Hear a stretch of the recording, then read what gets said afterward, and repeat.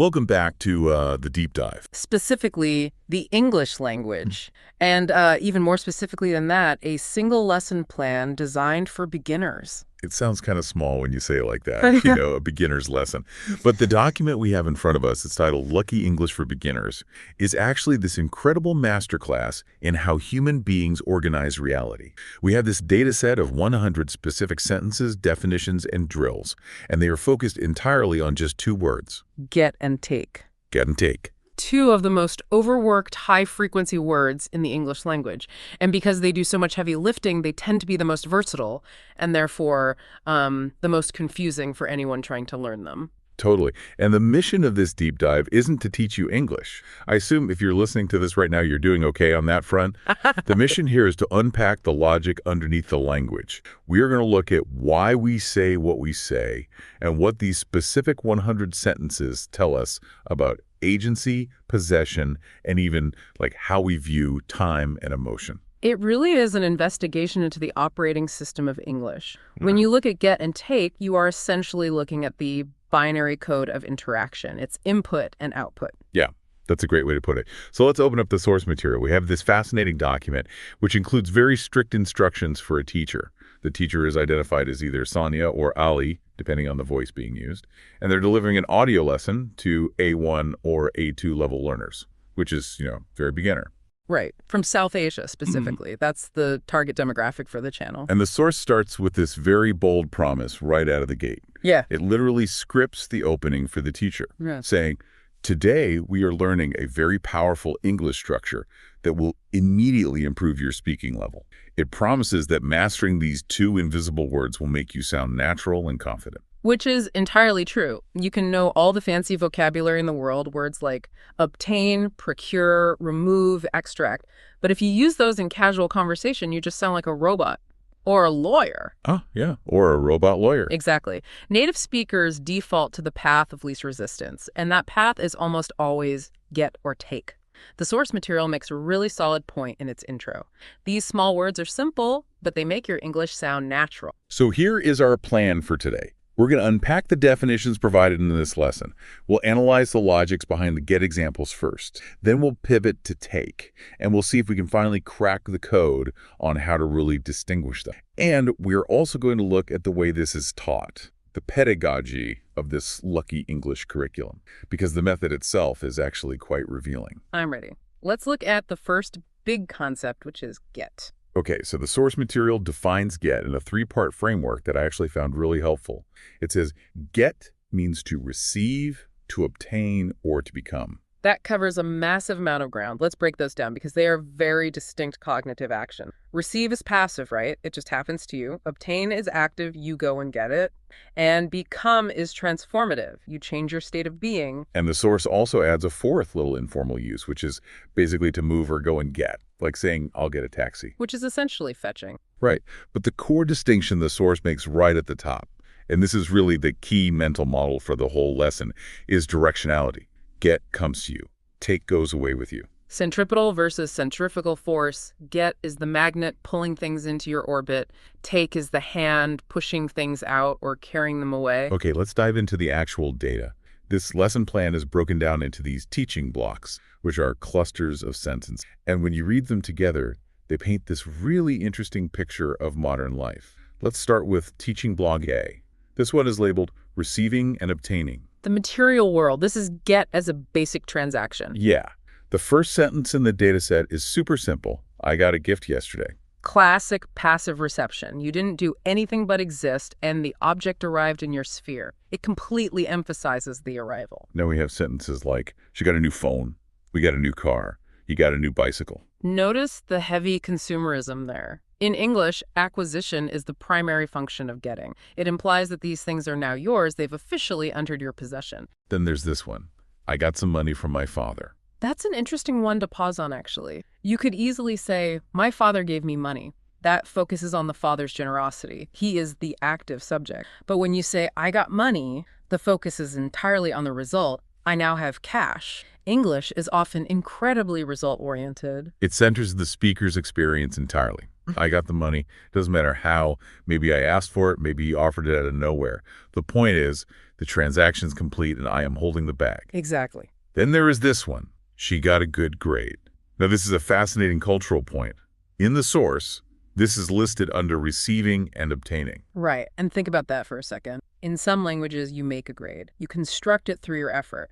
But in English, a grade is something awarded to you by an authority figure. You get it. It suggests that the grade is a physical object that is handed over to you. It almost creates a distance between the effort you put in and the result. You do the hard work, and then you get the grade at the end like a prize. It really does. Look at the rest of this block. We got a new car. He got a new bicycle.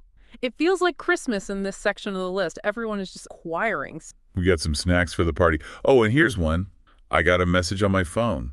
That's a huge one in the modern world. Yeah. You don't generally take a message unless you are, a secretary writing it down for someone else. You get a message. It arrives on your screen. Precisely. The direction of the information is towards you. This is the modern definition of receive. Information is treated exactly like a physical package. It arrives at your doorstep. I got a gift from his mother. I got a ticket for the concert. Okay, so block A is pretty solid. It's stuff coming to you. It strongly aligns get with reward. Generally, yes. The source is conditioning the learner to associate get with having. And usually, having things is a positive experience. But then we hit teaching block B. And the vibe shifts pretty dramatically here. This block is called feelings and states. The definition here is becoming. This is where get stops being about physical objects and starts being about internal condition. This is really the chameleon aspect of the word. Listen to these examples straight from the source. He got angry. They got tired after the trip. See, you can't receive tired. You can't reach out and obtain tired. You transition into a state of tiredness. Get is acting as the verb of change. She got lost in the city. That's a profound state of being. 1 minute, she knew exactly where she was, and the next minute, she got lost. It happened to her. He got wet in the rain. He got sick last month. Do you see the pattern emerging here? Angry, tired, lost, wet, sick. Yeah, it's all bad news. Pretty much. With the exception of she got very happy, which comes a bit later in the list, get plus an adjective is heavily used for complaints or negative transitions in English. Why do we say he got angry instead of he became angry? What's the subtle difference there? Became is a slow process. Became sounds very literary, right? He became angry, sounds like a line from a Victorian novel. He got angry sounds sudden. It sounds like an immediate reaction to a stimulus. Get is just a punchier, faster verb. And he got sick. Again, you're the passive victim. You don't choose to be sick. The illness attacks you. You get the flu. You catch a cold. It's framed as an invasion. The source also includes I got an idea in this block. Oh, that's a brilliant one. I got an idea. The source actually explains this to the students as the idea came to your head. Which brings us right back to cognitive metaphors. We treat thoughts as objects that literally fly into our heads from the outside. It came to me. I got it. That's a very deep metaphor, actually. We treat ideas as possessions. Once you get the idea, you have the idea. It's yours now. The source suggests some speaking practice right after this that I think is super telling. The teacher is instructed to ask the learner, do you get tired after work?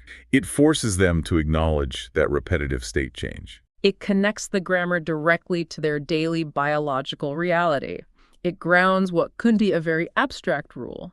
I get tired. It's a universal human experience. Moving on to teaching block C. This is labeled achievements and opportunities.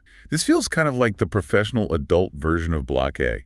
It's not just getting a physical object, it's getting something abstract but highly valuable. Right. These are intangible things that add value to your life or your career. She got a certificate, he got a promotion. A promotion is a huge get. You've ascended a rank, you obtained a brand new status. I got a chance to travel. This is a phrase that comes up a lot in the source material. Got a chance. Yes. Opportunity is something we get in English. We don't usually say, I took a chance to travel. Well, you can take a chance, but that means to risk something. Getting a chance means receiving an opportunity that was handed to. That is a crucial distinction. If I say I took a chance, I'm being brave, I'm being risky. But if I say I got a chance, I'm just lucky. Exactly. Get implies the universe offered it to you on a silver platter. That aligns perfectly with the title, Lucky English. The language frames the speaker as the lucky recipient of good fortune. We got new chairs for the office. You got a bag from the shop. I got an invitation. I got a book from the library. I got a book from the library is interesting because it implies borrowing. You went, you obtained it, but the focus is completely on the acquisition. You have the book. I got a new dress. He got some help from his friends. I got a surprise call. He got a new watch. It's very acquisition heavy, like we said earlier. But then we have, I got a chance to learn English. Which fits right back into that opportunity theme we were just talking about. We got a new teacher. I got a lesson from him. That is fascinating phrasing. Usually you have a lesson or you take a lesson. Saying I got a lesson from him implies he actively delivered it to you. It emphasizes the teacher's action of giving, but told entirely from the receiver's perspective. Or, it could mean I learned a hard lesson. True. I got a lesson I won't soon forget. Context really is everything. And finally, for the get section, we have teaching block D. This is arriving and emotion. It seems to be a mix of the leftover, slightly more nuanced use. Let's see what's in there. She got excited about the trip. So that's the feeling and becoming aspect again. Yes. Transitioning from neutral into excitement. He got angry at the delay. They got home safely. Now hold on. They got home. This points back to the fourth definition the source gave us at the very beginning. To move or go somewhere. When we say get home, get to work, get there, get home, is functioning purely as a synonym for arrive. Why do we do that, though? Why not just say arrive? Arrive sounds incredibly formal. It sounds like a train schedule or an airline announcement. Get is personal. I got home feels like the emotional completion of a journey. It's the standard informal way to say it.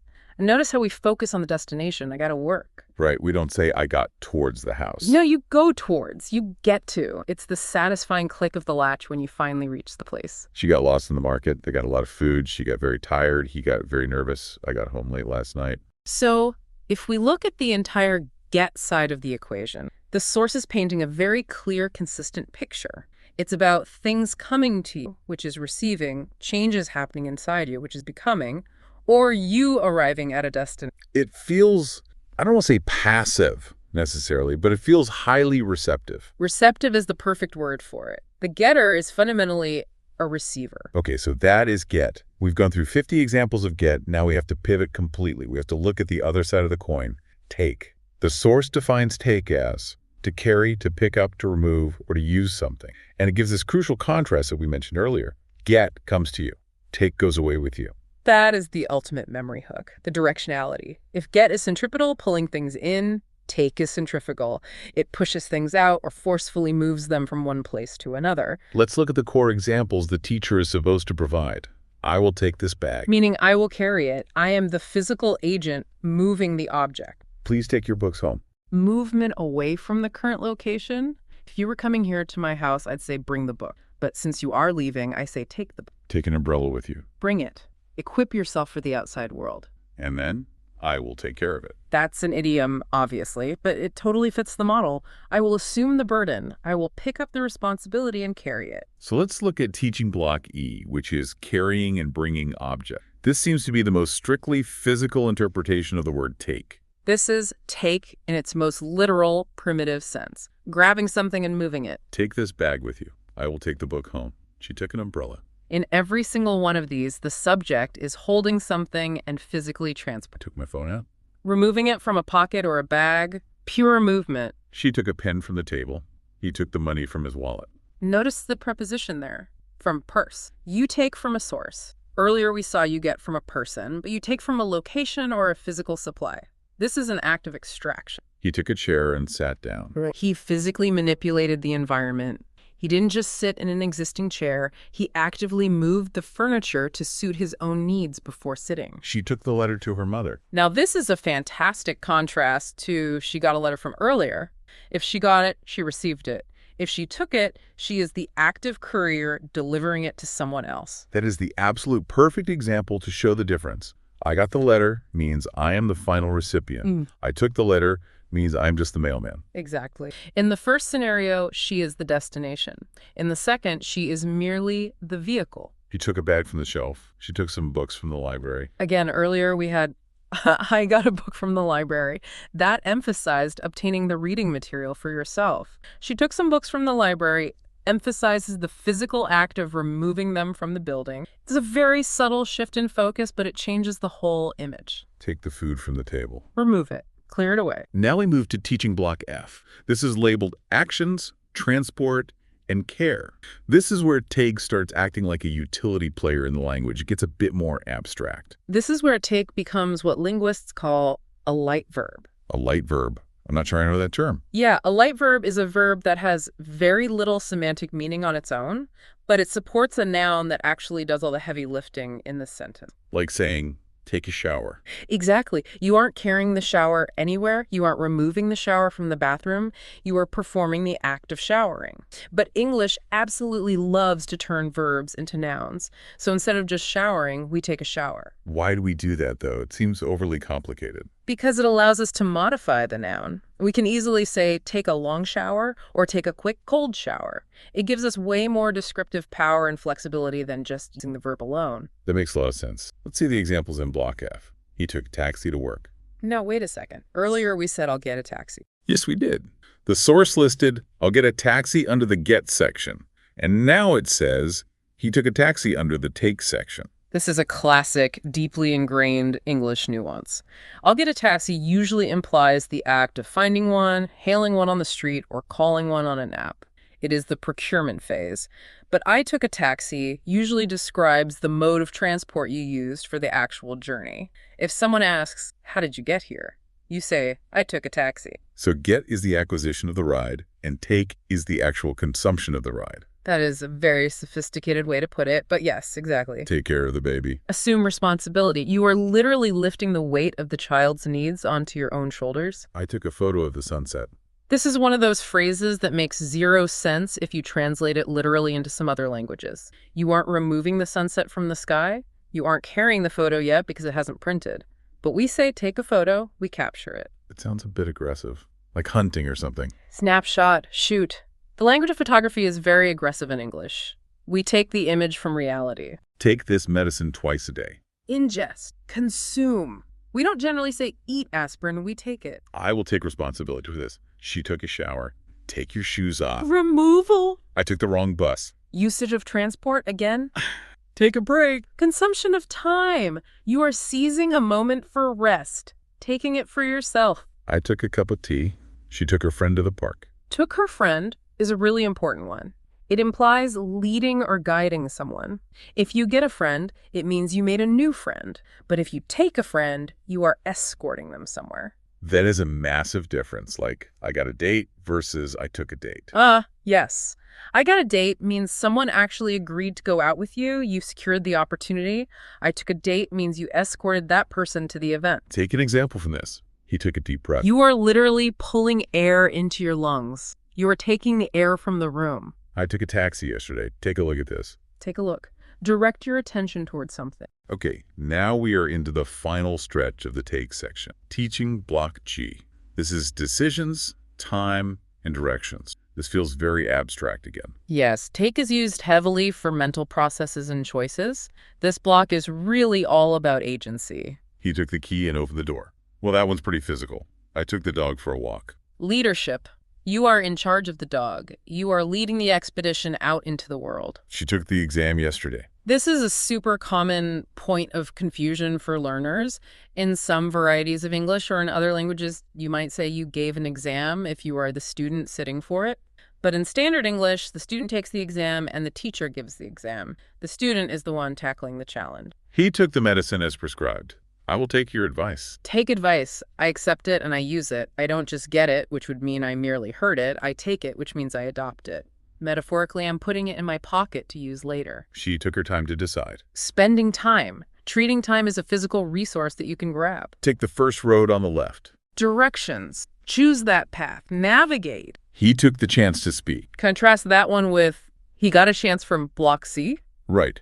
He got a chance means it was given to him. He took the chance means he actively seized it. Yes. He took the chance to speak implies he saw a tiny opening in the conversation and he jumped right in. It's a very active move. I took a seat near the window. She took a pen and wrote, "Take a picture of this place." He took the wrong direction. I took some money from my pocket. She took the children to school. Escorting again. You don't get your kids to school? Well, you can say I got the kids to school, but that implies it was a struggle. I took them means you escorted them naturally. Take this opportunity. An imperative. Seize it. And finally, teaching Block H. More transport and actions. He took a nap after lunch. Performing the nap, a light verb again. I took a taxi to the airport. She took the bus to work.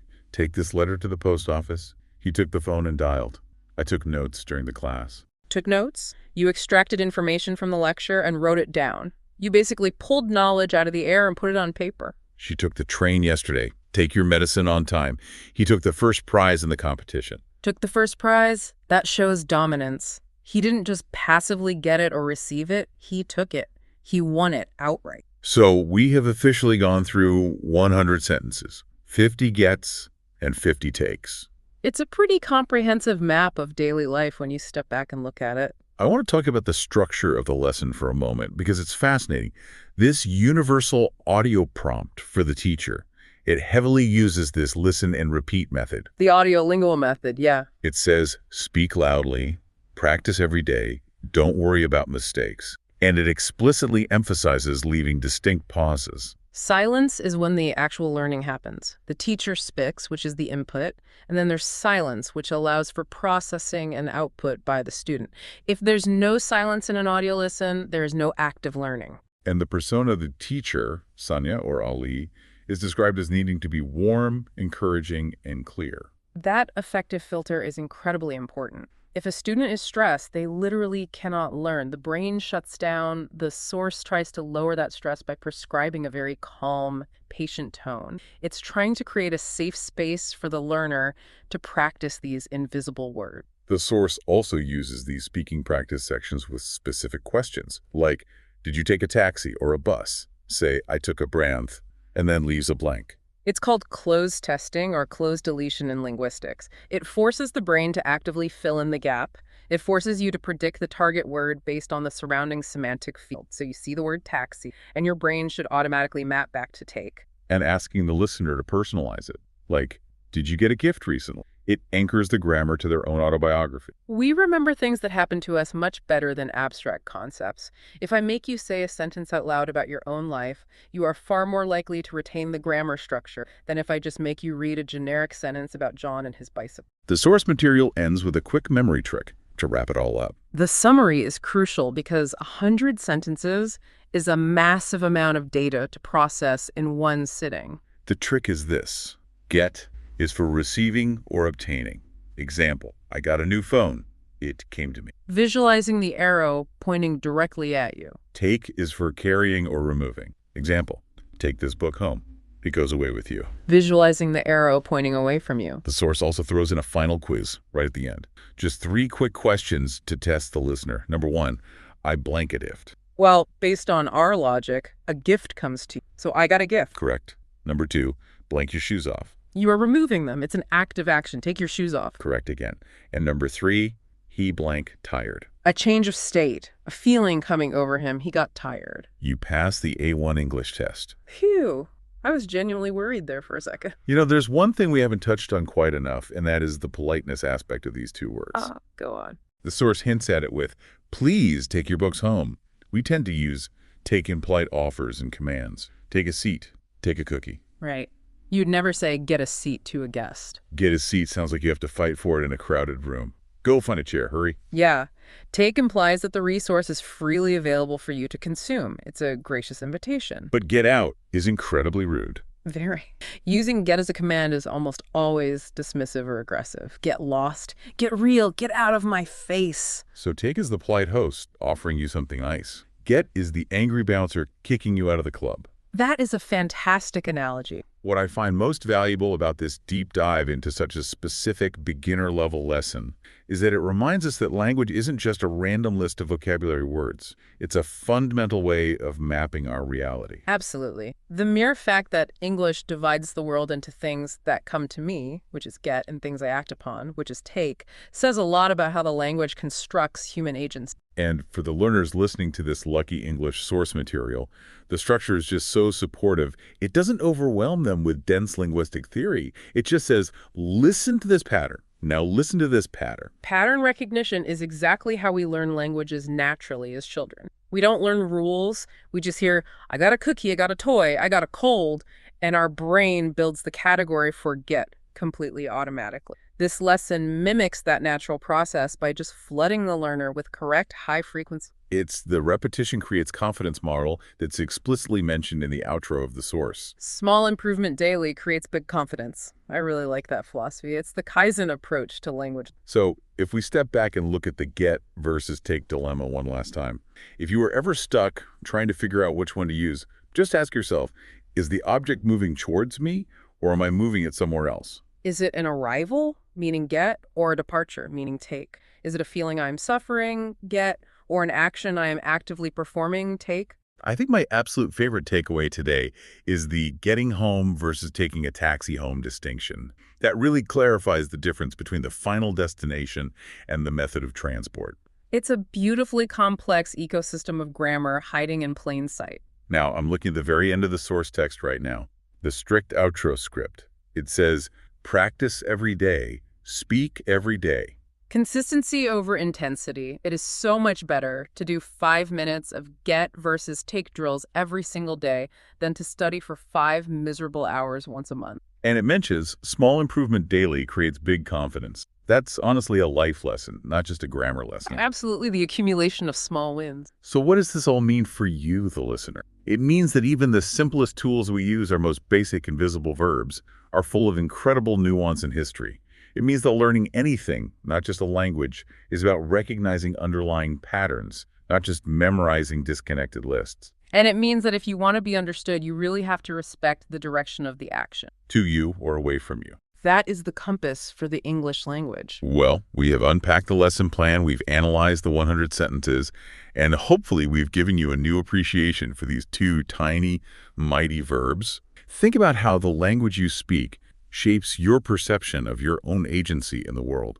It's wild to think about. It's been an absolute pleasure taking this time with you. Look at this. And I hope you all got a lot out of it. Okay, stop with the puns. I couldn't resist.